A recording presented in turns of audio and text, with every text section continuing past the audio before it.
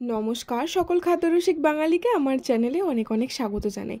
Chicken নিয়ে এলেই মাথায় একটা চিন্তা, কিভাবে রান্না করব। সবসময় একঘেয়ে খেতে খেতে মুখের রুচি একদম চলে গেছে। এইভাবে একবার রান্না করলে চিকেনটা ভীষণ জুসি, সফট এবং টেন্ডার হবে। প্রথমেই একটা বাটিতে গরম জল করে নিয়ে তাতে 15 থেকে 20টা মতো কাজু বাদাম এবং 5টা থেকে 8টা মতো কাঠবাদাম অথবা আমন্ড জলে ভিজিয়ে রাখতে হবে। একেবারে দোকান থেকে এই চিকেনটা বিরিয়ানি কাট করে আনিয়েছিলাম, কারি কাট করলে অনেকটা ছোট করে দেয়। তবে আপনারা চাইলে কিন্তু বাড়িতে এনেও চিকেনটাকে ইচ্ছে মতো সাইজ করে কেটে নিতে পারেন। একটু বড় সাইজ হলে এইটা বেশি খেতে ভালো হয়। আর দিয়েছি ম্যারিনেশনের জন্য স্বাদ মতো নুন। এখানে আমার চামচটা চা চামচের সাইজে রয়েছে, সেজন্য আমি 2 চা চামচ হলুদ দিচ্ছি এবং দিয়ে দেবো 2 চা চামচ কাশ্মীরি রেড চিলি পাউডার, 1 চা চামচ ধনে গুঁড়ো, 1 চা চামচ গোলমরিচ গুঁড়ো আর দিয়েছি 1 চা চামচ জিরে গুঁড়ো। আপনারা চাইলে কিন্তু ধনে জিরে বেটেও ব্যবহার করতে পারেন। আর দিয়েছি 1 টেবিল চামচ মতো আদা রসুন বাটা, দিয়েছি 1 টেবিল চামচ জল ঝরানো টক দই বা হাঙ্কার্ড। এবারে দিয়ে দিচ্ছি লেবুটা আমি সাইড দিয়ে দিয়েছি, খেয়াল করলে দেখতে পাবেন। দইয়ের ওপর দিলে কিন্তু দইটা একদম কেটে যায়, তখন কিন্তু কড়াই ফেললেই দইটা পুরো ছানা কেটে যায়। সেটা খেতে অথবা দেখতে কোনোটাই ভালো হয় না, সেই জন্যে লেবুটা দই থেকে একটু অ্যাভয়েড করে দিতে হবে। লেবু থেকে আন্দাজ 2 চা চামচ মতো রস বেরিয়েছে, সেটা দিয়ে আমি খোসা সহ লেবুটা ম্যারিনেট করে রেখে দিচ্ছি। এরপরে আগে থেকে ভিজিয়ে রাখা কাজু কাঠবাদামের সাথে পোস্ত দিয়ে বেটে নিয়েছি। কড়াই ঘি গরম করছি, প্রায় আমি 3 থেকে 4 টেবিল চামচ মতো ঘি ব্যবহার করেছি।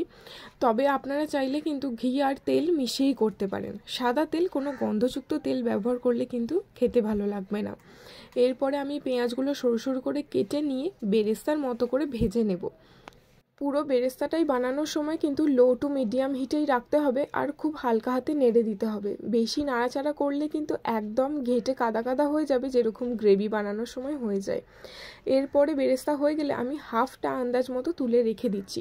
3টে বড় সাইজের পেঁয়াজ নিয়েছিলাম, প্রায় 1.5খানা পেঁয়াজ আমি তুলে রেখে দিলাম। এরপরে হাফ পেঁয়াজটাই তেলের উপর বিছিয়ে দিয়ে তার উপরে আমি দিয়ে দেবো চিকেনগুলোকে এক এক করে সাজিয়ে। আমি কিন্তু চিকেনটা এখানে কোনো রকমভাবেই কষাবো না, আর আগের যে ম্যারিনেট করে রাখা মশলাটা ছিল সেটাও দিয়ে দিলাম। জাস্ট আমি উল্টে পাল্টে চিকেনটাকে ভাজতে থাকবো আর এক এক করে মশলা অ্যাড করতে থাকবো। কাজু আমন্ড এবং পোস্ত বাটাটা অ্যাড করে দিচ্ছি এখানে, আর দিয়ে দেবো বাটি ধোয়া জল, আর সব কিছুকে খুব ভালো করে মিক্স করে নিচ্ছি চিকেনের সাথে। আগেকার দিনে রাজা বাদশাদের খুব পছন্দের রান্না ছিল এটা, আর রুটি পরোটা নানের সাথে কিন্তু ভীষণই ভালো যায়। তার সাথে বিরিয়ানি হলেও কিন্তু মন্দ হয় না। সব কিছু মিক্স করে এরপর ঢাকা দিয়ে কিছুক্ষণের জন্য রেখে দেব। আবারও ঢাকনা খুলে কিছু মশলা অ্যাড করে নেব। আর আমি কিন্তু কোনো রকম কষাচ্ছি না। এরপর দিচ্ছি গোটা গরম মশলা, যেরকম 2টো লবঙ্গ দিয়েছি, 2টো এলাচ, একটা বড় এলাচ দিয়েছি, 2টো দারচিনি আর দিয়েছি তেজপাতা। এরপরে নিচটা ধরে যাচ্ছে কিনা সেটা খেয়াল করে একটু একটু করে নাড়িয়ে চাড়িয়ে দিচ্ছি আর কি। এরপরে নিয়েছি 1 টুকরো জায়ফল। যে কোনো মোগলাই রান্নায় কিন্তু জায়ফল জয়িত্রীটা দরকার হয়ই হয়। আর এখানে আমি 1/2 ইঞ্চি মতো জায়ফল অ্যাড করলাম জাস্ট আন্দাজ অনুযায়ী। আর দিয়ে দিচ্ছি 1 টুকরো জয়িত্রী, আমি এখানে গ্রেট করে দিচ্ছি। আপনারা চাইলে কিন্তু গুঁড়োও ব্যবহার করতে পারেন, যেটা বাজারে রেডিমেড পাওয়া যায়।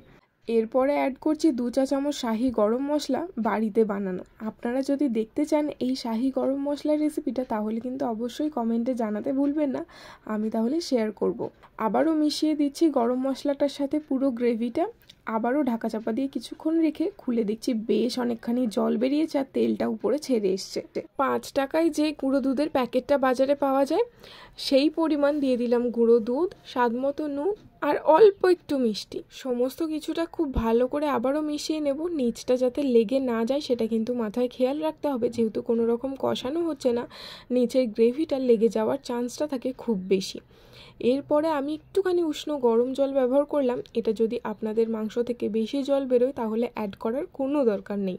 ঢাকা চাপা দিয়ে রেখে দিয়েছিলাম, মাংসটা খুব সুন্দরভাবে সেদ্ধ হয়ে গেছে। এবার ফ্লেভারের জন্য অ্যাড করে দিচ্ছি 3-4টে মতো চেরা কাঁচা লঙ্কা আর আগে থেকে করে রাখা বেরেস্তাটা। আবারও কিছুক্ষণ ঢাকা দিয়ে রেখে দেবো, যতক্ষণ না বেরেস্তাটা এই গ্রেভির সাথে খুব সুন্দরভাবে মিশে যাচ্ছে। লাস্টে কাঁচা লঙ্কাটা দেওয়াতে ভীষণ সুন্দর একটা গন্ধ বের হয়। এটা আমি কিন্তু কোনো ঝালের জন্য দিইনি, জাস্ট ফ্লেভারটা অ্যাড যাতে হয় সেই কারণেই দিয়েছি। মাংসটা তো ভীষণ সুন্দরভাবে রেডি হয়ে গেছে। এবারে আপনারা নিজের চোখে দেখে নিন কতটা নরম এবং জুসি টেন্ডার হয়েছে। যদি ভালো লেগে থাকে আজকের রেসিপিটা তাহলে কিন্তু অবশ্যই জানাতে ভুলবেন না। আর যদি খুবই ভালো লেগে থাকে তাহলে অবশ্যই চ্যানেলটা সাবস্ক্রাইব করবেন আর বানিয়ে রুটি, পরোটা অথবা নানের সাথে এনজয় করুন। দেখা হচ্ছে আরও একটা নতুন সুন্দর ভিডিওতে। ততক্ষণ পর্যন্ত আপনারা সবাই ভালো থাকবেন। ততক্ষণ পর্যন্ত টাটা।